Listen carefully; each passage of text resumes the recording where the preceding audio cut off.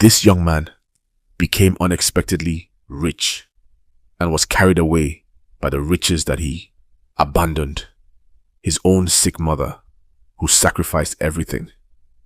Even when his mother was at the point of death, he showed no concern. He didn't care. He was only living his best life. What could a mother had possibly done to deserve this type of ill treatment? No mother deserves such a son. Let's go through this amazing story. And please don't forget to like, comment, subscribe, and turn on your notifications for more amazing stories.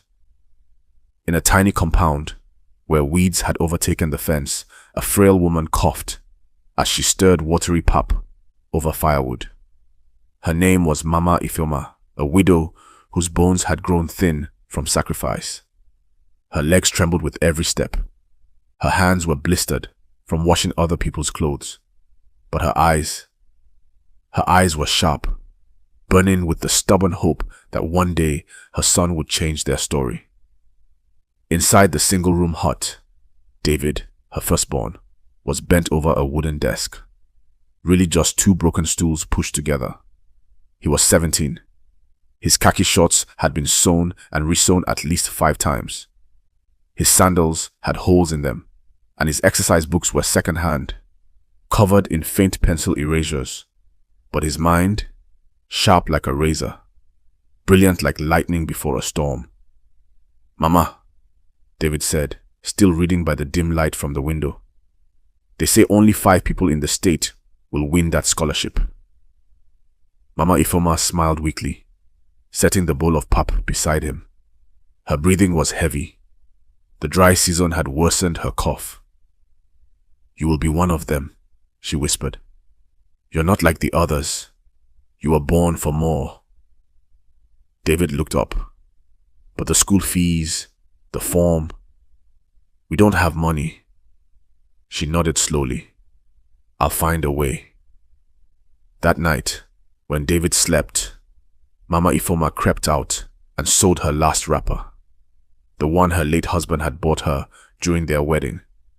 She walked barefoot under the moonlight to the house of a local tailor, traded the cloth for half the price, then returned home, coughing blood into her palm. But she smiled, because David would go to school, and he did, 4 years later. David aced every exam. The scholarship came through. He got into university. Mama borrowed money to buy him a second-hand phone. Ada, his little sister, cried when he left for the city. He promised to call every weekend, to send something small, to never forget them. And at first, he didn't. He sent money. He called. But then something changed. Lagos. Lagos was wild, fast, and intoxicating. David's brilliance stood out. He created a mobile app that gained attention. Investors came. Tech people praised him. In 3 years, he launched his own company. His name was featured in Tech Niger magazine. He drove a black Range Rover. He moved into a 3-story mansion in Lekki with automatic gates and a swimming pool. He met Monica, a light-skinned beauty who wore human hair that cost more than his mother's entire monthly income. She loved taking selfies, wore designer perfumes, and hated village talk. One day, while on a yacht with Monica and her friends, David received a call from Ada. He stared at the screen, then muted it. "I don't like that your village people are always calling you," Monica said, sipping wine. "It's draining. You're in a new world now, baby." And David, in that moment, nodded. He silenced the phone. And that silence would echo for years. Back in Umweze, Mama Ifeoma's cough returned with vengeance. She grew weaker. Her ribs jutted out like sticks under her skin. At night, she pressed her palm against her chest to stop the burning. She waited for David's calls. Days passed, then weeks. Her eyes lingered on the gate every evening, as if expecting a black jeep to roll in with a horn and a smile. Nothing. "Maybe the network is bad," she would tell Ada. But Ada knew. He wasn't coming. One day, David sent a parcel. Inside was a box of snacks and a photo of himself standing beside Monica in front of a luxury car. On the back, he'd written, "Meet Monica, my world. No money, no medicine, no note to ask how Mama was doing. Just Monica, with bleached skin, sharp nails, and lips that smiled with no care for the woman whose womb gave David life." Mama Ifoma held the picture. Her fingers trembled. "This is my replacement," she whispered. Her eyes filled with tears, but she didn't weep for herself. She wept for a son lost to gold. That night, thunder rolled in the sky. Rain fell hard on the zinc roof of their hut, leaking through holes and soaking the mat where Mama lay coughing. Ada wrapped her in a thin blanket and whispered, "We'll be fine, Mama. David will remember us one day." But deep down, she wasn't sure. In the city, David posted an Instagram story with Monica, captioned, "Peace of mind is being around people who don't stress you." Meanwhile, in the village, his mother coughed blood into a bowl she had used to feed him as a child. Mama Ifeoma, looking up at the cracked ceiling, her eyes red, her lips trembling. "David, my son, what have I done to deserve this?" The dry season returned like a curse. Cracks spread across the red earth like broken promises, and dust clung to every surface in Umweze. Mama Ifeoma was no longer walking. The illness had eaten away at her strength. Her once vibrant voice, the one that used to sing lullabies to David under the baobab tree, was now reduced to wheezes and whispers. Her bones ached. Her appetite had died. Even Ada's cheerful voice couldn't revive her anymore. "Mama, you need to eat," Ada said one morning, kneeling beside her with a plate of cold rice. Mama Ifoma turned her face slowly, her lips dry, her voice barely audible. "Give it to the goats, my daughter. My stomach has forgotten what joy tastes like." Tears welled up in Ada's eyes. She was only 16, but her back had already learned the pain of womanhood. She hawked in the market daily, groundnuts in the morning, zobo in the evening, just to afford malaria drugs, papi, and the occasional recharge card to message David. Every night, Ada sat on the steps of their hut, staring into her phone, watching the ticks beside her WhatsApp messages turn blue. "David, Mama is dying. Please help us. Even N5000 will buy her drugs. Please pick your call. Please." But David never replied. Not once. On market evening, Ada overheard that David had just bought a new car, a Mercedes G-Wagon, black and shining like spilled oil. The news hit her like a stone. Her hands shook. Her eyes blinked rapidly, disbelieving. "Mama, I'm going to Lagos," she said that night. "I don't care how. I'll take you to him. Even if he's forgotten us, I'll remind him." The journey took 2 days. They borrowed a wheelchair from the community clinic. A neighbor lent them transport money. Mama Ifoma was bundled into an old minibus, wrapped in 2 faded wrappers. Her body was so weak, Ada had to lift her onto the seat like a baby. In Lagos, the city air smelled of smoke, fuel, and indifference. Skyscrapers towered over them like monuments to a world they didn't belong to. Ada had only one address, saved from years ago, the one David had used to send that picture with Monica. As the taxi turned into Lekki Phase 1, Mama gasped weakly. "This place is like a dream," she whispered. Ada didn't reply. Her heart beat like a drum against her chest. The gates of the compound stood like golden walls of a palace. Flowers lined the path. A uniformed security guard sat inside a glass booth. She approached, pushing her mother in the wheelchair. "Good afternoon, sir. Please, we're looking for David." We are his family. The guard squinted. You be who? I'm his sister. This is our mother. Please, tell him Ada and Mama are here. It's urgent. Please. The guard stepped inside the gatehouse and dialed a number. He came out after 2 minutes. Madam, Oga say make una go. Him no get money now. Ada's heart cracked. What? No. He must not have heard you well. Tell him Mama is sick. Please. The guard hesitated, then added, Oga say make I tell you, say the little money where you get. He don't already plan am. He get important person where he dey take care of now. From inside the compound, faint music played, Afrobeat and laughter. Through the fence, Ada saw Monica taking selfies by the pool in a bikini. David walked by with a drink in hand, laughing as if the world owed him nothing. Ada ran to the gate and began to pound on it. David, it's me, your sister. Mama is here. Open the gate. Please! No response.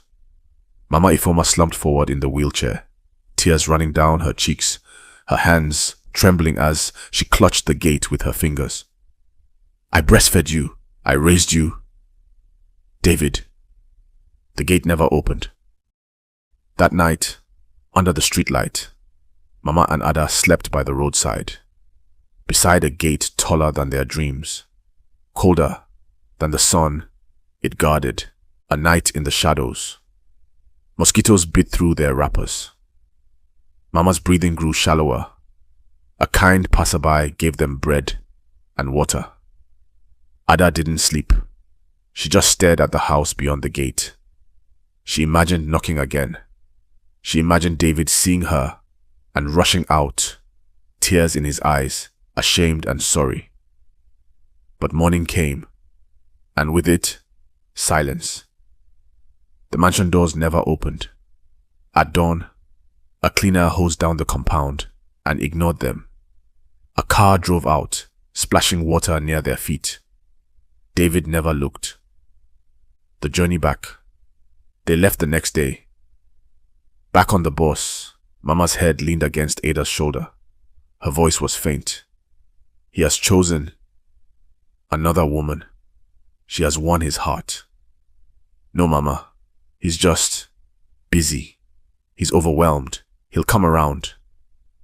Mama smiled weakly. My daughter, when a heart forgets its home, it forgets its name. Ada bit her lip to hold back the scream rising in her throat. She wanted to curse, to cry, to run, but she held her mother. She held her like the world was falling apart, because it was. Back in Lekki, David sat on his couch, laughing at a meme Monica showed him on her phone.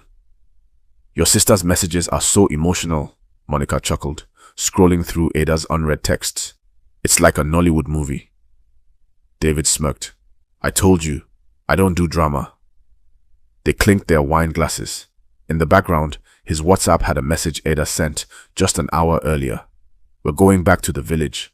Mama said goodbye. But David didn't open it. He was too busy planning Monica's birthday dinner.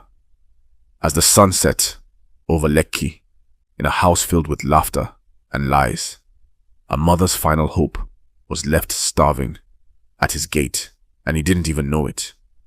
The journey back to Umweze was more painful than the first. The road felt longer. The silence between Ada and her mother louder. Inside the bus, passengers chatted and laughed. The driver played loud Fuji music. But in the corner seat near the window, Mama Ifoma's head rested limply against Ada's shoulder, her breath shallow, her fingers cold. She hadn't spoken since they left Lagos. Her soul was still at the gate, the golden gate of the son she birthed, the gate that did not open. Ada wrapped her arms tightly around her mother. Her lips quivered, but she refused to cry. Not here. Not yet. When they reached the village, the neighbors rushed out, shocked by Mama's frail condition. She went to see her son in the city, Ada explained, voice shaking. But he didn't answer. An old woman shook her head. That boy has brought shame upon himself. Mama was laid gently on a mat outside their hut. She opened her eyes once, looked at the cracked ceiling, and whispered, "Is this the same sky above his house?" "Yes, Mama," Ada said softly. She smiled weakly. "Then let the same sky judge him." The final days. The next few days moved like a funeral, waiting for its corpse. Mama Ifoma refused food. She couldn't speak more than a few words. When Ada tried to feed her pap, she would simply press her lips closed, her eyes staring into space, as if trying to forget this world before it forgot her. She no longer spoke David's name. She no longer asked about him. Ada spent her days by her side, fanning away flies, reading old prayer books aloud, and massaging her mother's legs with shea butter. At night, when the frogs croaked and lanterns dimmed, Ada would sit under the ancient baobab tree near their hut, the same tree where Mama used to sit and tell stories when David was a little boy. One night, she wheeled Mama there, wrapping her in 2 thick wrappers. The sky was full of stars. Crickets sang in the grass. The village was quiet, as though holding its breath. "Mama," Ada whispered, "do you remember when you used to tell David about the tortoise and the lion?" Mama's eyes fluttered. She nodded. "He used to laugh," Ada said, forcing a smile through her tears. "He'd clap his hands and say, 'One day I'll be richer than the lion.'" Mama closed her eyes. "And he is," she murmured, "but lions do not forget their mothers." Silence. Then her voice deepened, cracked, and heavy with pain. "I gave him everything. My womb, my breasts, my bones. When others mocked us, I said, 'My son will lift me.' But he has become a stranger." Her eyes burned. "I sat at his gate like a beggar. He fed strangers and let his own mother starve. What child abandons the hands that raised him?" Ada tried to hold her, but Mama was shaking.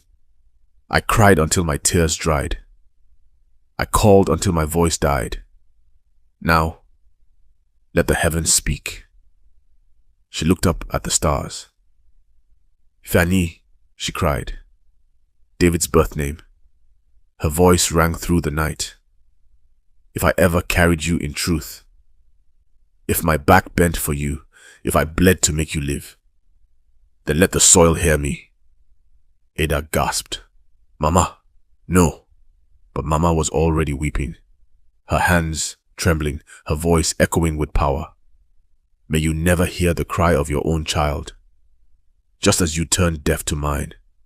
May the seed of joy never grow in your house, just as you let mine rot in sorrow. May your riches bring you loneliness. May your house be full, but your heart empty. Let your name be loud, but your future silent." Silence followed. Even the crickets stopped. Then a gust of wind blew through the baobab tree, bending its branches as if nature itself was listening. Mama collapsed into Ada's arms, exhausted. "Mama," Ada cried, "please don't say those words. He's still your son." Mama opened her eyes, softening. "I didn't curse him out of hate, my daughter. I cursed him out of love. The kind of love that turns to pain when ignored." Her head rested on Ada's shoulder again. "Promise me, Ada." "Yes, Mama. Anything. Promise me you won't forget me like he did. And when he returns, and he will, remind him who he was. Remind him who I was. I promise." Mama closed her eyes. That night, her breath slowed and never returned. The morning after, at dawn, the rooster crowed. But Mama Ifoma did not rise. The village gathered. Women wailed, men bowed their heads. David did not come. He did not call. He did not send a kobo. They buried her under the baobab tree, her favorite spot, the same place where she had once told stories. the same place she uttered the curse. On her grave, Ada placed the photo David had sent years ago, the one with Monica. She placed it face down. That night, Ada sat alone by the fresh grave, the moonlight casting shadows over the mound of red earth. She looked up at the stars, just like her mother had, and whispered, "He will remember you one day, Mama, but it will be too late." The winds of time moved fast. 3 years passed since Mama Ifeoma's bones were lowered beneath the old baobab tree, and not once did David return to Umweze. Not once did he ask about her grave. Not once did he ask about Ada. But his name echoed through Lagos like gospel.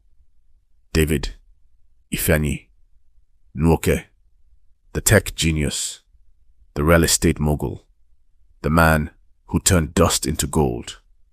His company, Ifeanyi Technologies, was featured on CNBC Africa. He wore 3-piece suits tailored in Italy. He sat on conference panels and gave motivational speeches about grit and vision and focus, yet never mentioned the woman who birthed his ambition through pain. Now, he was preparing for the biggest day of his life, his wedding to Monica. Preparations of vanity. The wedding was the talk of the city. Invitations were custom engraved with 24-karat gold lettering. The venue was the Ocean Pearl Resort, a private island accessible only by yacht. Makeup artists were flown in from South Africa. Monica's wedding dress, designed in Paris, arrived with 2 armed bodyguards. Every vendor whispered the same thing. This man has money. Real money. David spared no cost. A single rose for Monica's bouquet cost more than his mother's monthly food budget when she was alive. The wedding cake was 7 tiers tall, covered in edible diamonds. And still, in all the noise and sparkle, no one mentioned his family. Ada watches from afar. In Umweze, Ada sat under the baobab tree, clutching her old Itel phone. The wedding trended across every social media platform. Pictures of Monica and David smiling beneath a floral arch flooded the screen. A friend from the city had sent her the live stream link. As she watched David kiss Monica in front of hundreds of guests, her hands trembled. The screen blurred with her tears. "Mama," she whispered toward the grave beside her, "your son has married, but you were not even allowed to eat from his table." The old women in the village hissed as they passed. One day, his pride will break. The omen at the wedding. Back on the island, as the wedding reception roared with music and clinking glasses, a small incident occurred. One that many dismissed, but a few noticed. Just as David raised his champagne glass for a toast, a wild bird, a black crow, flew down from the open ceiling beams and perched on the edge of the cake. It cawed 3 times, then knocked a rose off the cake and flew away. The crowd laughed nervously, but Monica shivered. David frowned. "It's just a bird," he muttered. But the old priest, who had been invited for traditional blessings, said nothing. He only stared at David with a long, heavy look. Later that night, he quietly packed his things and left the island. First signs of the curse. The honeymoon in Seychelles was everything Monica had imagined. 5-star spa treatments, moonlit dinners, drone cameras, capturing every kiss. But when they returned home, things changed. David's phone rang constantly. Doctors, specialists, test results. After a full year of marriage, Monica still wasn't pregnant. "I think we should see a fertility expert," she suggested one night, her voice quiet. David scoffed. "There's no rush. We're still young." But inside, something twisted in his gut. They tried again and again. Every month, disappointment. The tests came back. Monica was healthy, ovulating regularly, uterus normal. David sat in the doctor's office. gripping the edge of the chair as the specialist read the results. Your sperm count is extremely low, the doctor said. Almost non-existent. David blinked. What does that mean? The doctor removed his glasses. It means, medically speaking, the chances of you fathering a child are nearly impossible. Denial and anger. David tore up the report. It's a lie, a mistake. We'll see another doctor. He booked appointments across the country. Cape Town, Abuja, Dubai, India. Same diagnosis, same response. Medically, sir, you are sterile. His world began to tilt. He screamed at Monica. You cursed me. You gave me bad luck. Monica wept. I have done nothing but love you. I left everything for you. He drank more. He partied harder, but the emptiness inside him grew. Hollow, dark, endless. Dramatic climax. One night, alone in his multi-million naira mansion, David stumbled into the guest room, the one he had planned to convert into a nursery. He opened the tiny wardrobe, filled with baby clothes he had bought out of hope. A small onesie fell to the floor. On it were the words, Daddy's little lion. His knees buckled, and for the first time since his mother died, David broke. He fell to the floor, sobbing. Not the quiet sobs of regret, but the loud, heaving wails of a man realizing he cannot buy back what he threw away. Outside, the wind howled. The same wind that once passed through a village gate where his mother had waited, starving, coughing, dying. Now, it passed through him, cold, unforgiving, empty. The days blurred into nights.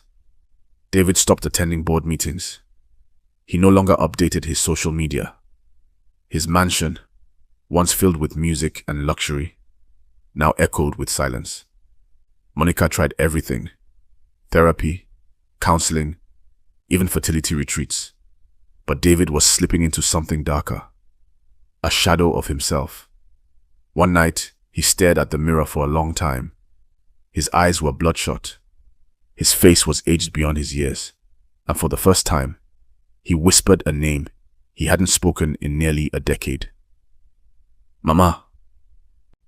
David began visiting churches, small shrines, mosques, temples. He paid spiritualists, fasted for weeks, and slept in holy camps. Everyone told him the same thing in different ways. You offended blood. Your womb is closed by sorrow. A voice cries from the earth. Your own blood curses you. One evening, desperate and trembling, David found himself deep in Anambra, in the mud compound of an old seer named Nze Ebuka.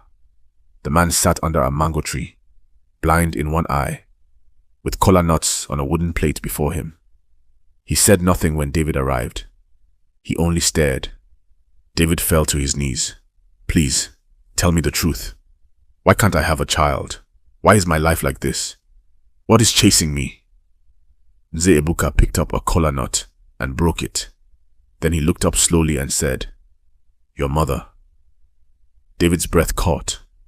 She's dead, he whispered. Not to the earth, the old man replied.